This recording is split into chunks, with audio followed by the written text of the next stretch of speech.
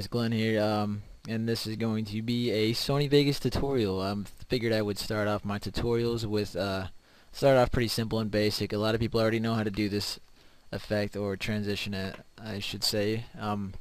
It's actually kind of overused now, I would say.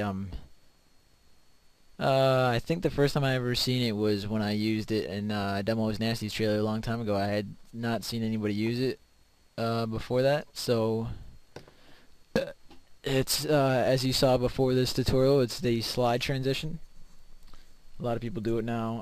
I'm just going to be showing you the half screen slide transition, so let's get started. First thing you want to do, here I have my intro clip, the clip that's going to come before the transition, and I have my clip that's the transition is going to go into. So first thing I did, according to the music I have selected, I put a marker where I want the transition to start, and I put a marker where I want the transition to stop. I suggest you guys do this just for the sake of clean syncing, so it helps a lot to use markers. Okay, next thing, you want to make sure you have a half screen mask preset. So I already made one.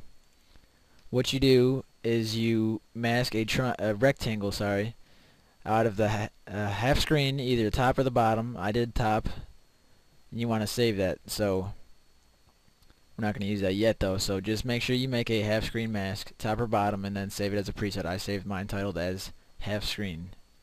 So you want to position your second clip into your markers, and then you want to split it off from the rest of the clip at the end marker, and then you want to split it in half from where you want your the interval between the first slide and the second slide, and I don't know, sorry for my wording. So you're going to split that too. You're going to split the whole time frame transition off from the rest, and you're going to split that in half again. Then you're going to move the first slide and a video layer above that, the rest of it, and then you're going to extend it to the whole time frame of the you would like your transition to be. This is because if you don't extend it like that, you're gonna see your first top half slide in, and then once your bottom half comes in, you're gonna have black at the top. So extend it all the way like so, and you're gonna go to Event Pan Crop, and you're gonna select your why do I have a keyframe there? What the fuck, dude? Okay, anyways, delete that bitch ass, and then select your half screen preset, and there it is. Okay, everything. Why do I keep? Oh, never mind. Okay, so there. As you see, you have the half screen, and then once my bottom kicks in, it shows. So anyways, you're going to go to your pan layer, which is the top layer, and you're going to be more accurate, I usually use the arrow keys, but for time's sake, I'm just going to click and drag over to the side. Right or left, doesn't matter.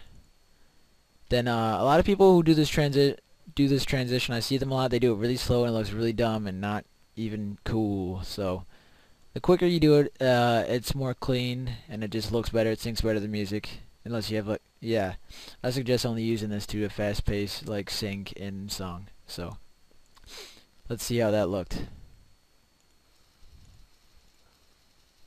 I'm gonna do it a little faster because my song is a little fast paced, and obviously, and if you don't know, if you want to speed it up, just drag your keyframe in. If you want to slow it down, just drag it over to the right, out farther. So we get the first half coming in, like that. Now we got to do the same thing with the bottom half. In order to get the bottom half mask, you're going to select your half screen preset again, then just make the mask mode negative. And there you see you have the bottom now.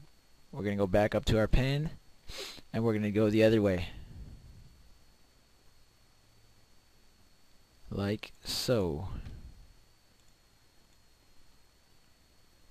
And then we're going to go about the exact same speed we did the first one, and right click restore. Sorry I didn't mention that on the first time around. So let's see how that looks all together. Bottom one's a little faster than the top one, so I'm going to move it out a little bit.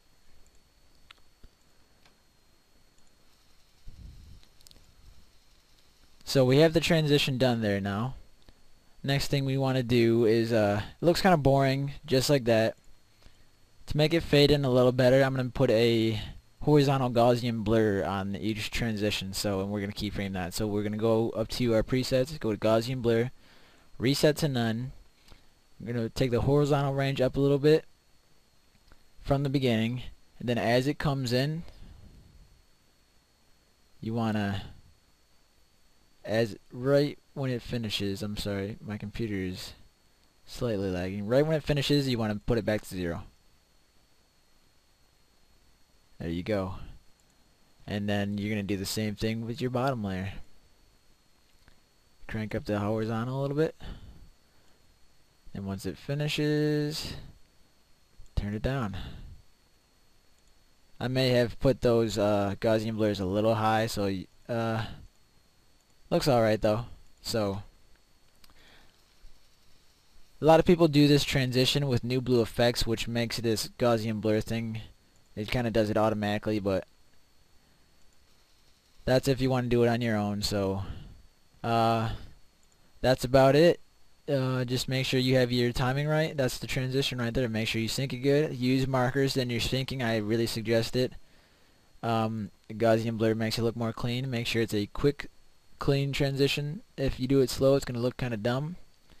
And then you can also add you can also keyframe different effects in there. I like to keyframe a glow in with the Gaussian blur, but I'm not going to get too technical with it right now. But that's a transition.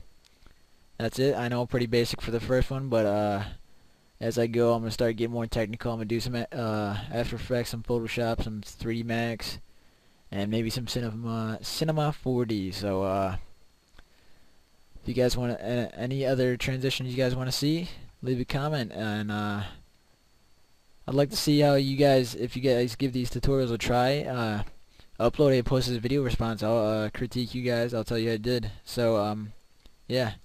Thanks for watching.